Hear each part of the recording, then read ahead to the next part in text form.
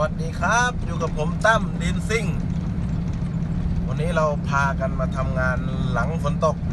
กำลังเข้าไปหน้างานนะครับ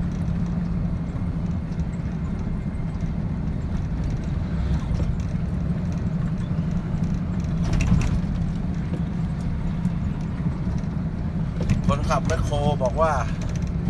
วิ่งได้พี่วิ่งได้เดี๋ยวเราจะไปดูกันว่าวิ่งได้อย่างที่คนขับแมคโครบอกหรือเปล่าเราก็จะอยู่ติดเขาหน่อยเมฆฝนเริ่มจะมาอีกแล้วครับนะครับมันอาจจะสั่นหน่อยนะเพราะว่าผมถือมือเดียวขับรถไปด้วย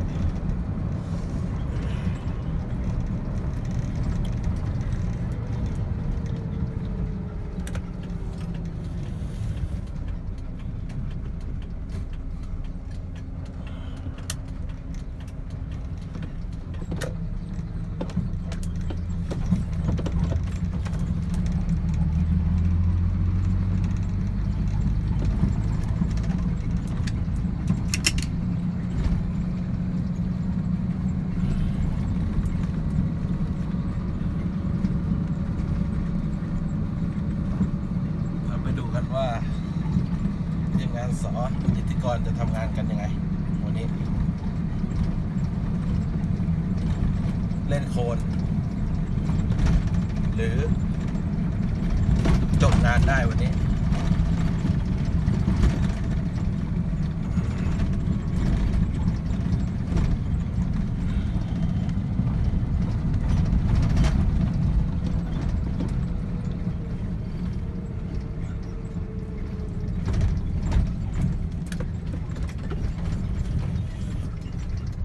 ผมก็จะเอาคลิปใน YouTube เนี่ยครับอาจจะไปแชร์ไปในกลุ่มฝากกดไลค์กดติดตามด้วยนะครับทางช่องตั้มดินซิ่งในช่องทาง YouTube เดี๋ยวผมจะเอาแชร์ลงกลุ่มของที่ผมสร้างไว้กลุ่ม Facebook 6 ล้อดำดินนครนายกนะครับโอ้โหน้ำ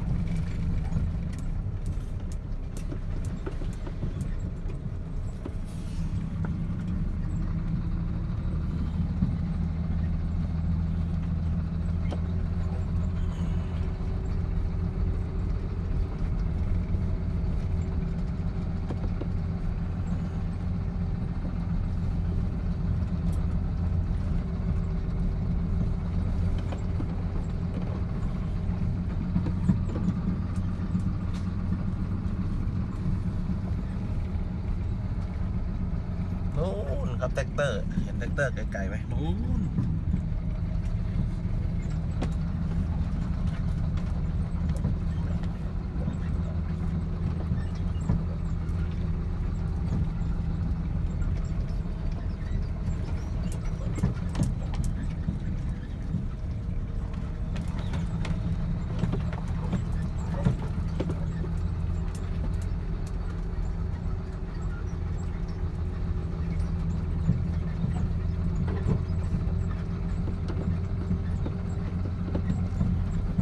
ทางภาคไหนโดน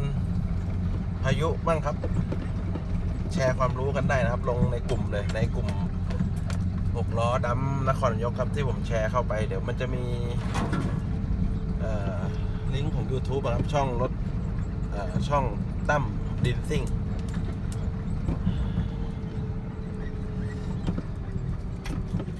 นู่นครับเดี๋ยวผมจะส่องให้ดู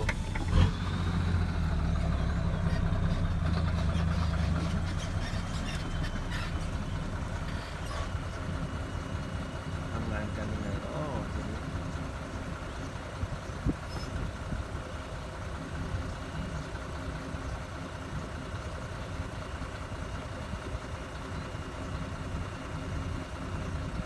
ซูมให้ดูใกล้ๆหน่อยครับเดี๋ยว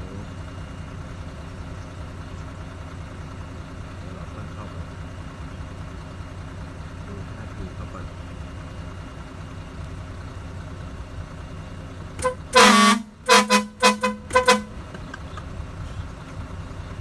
เล่นกีฬา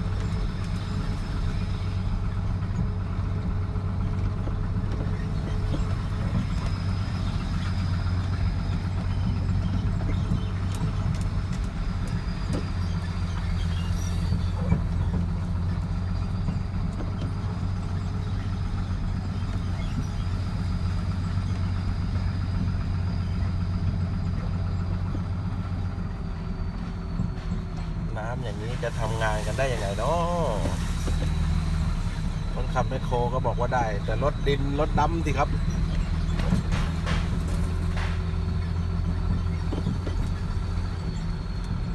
โอ้โหนู่นเรียบร้อย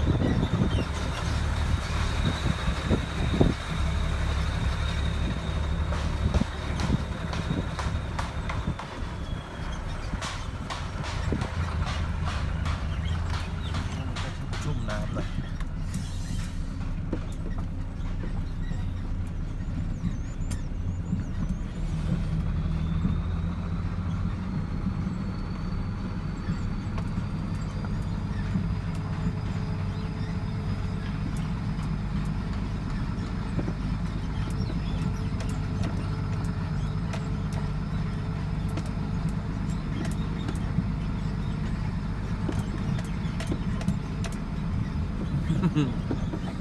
เล่นท่ายากแล้วครับ1 คันเมกา500ต้องแอน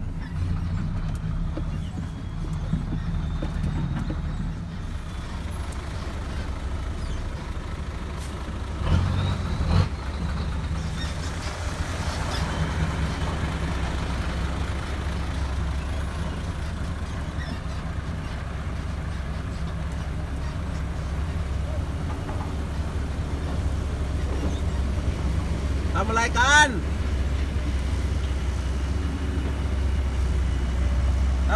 ครับตีเทือกทำนาเหรอ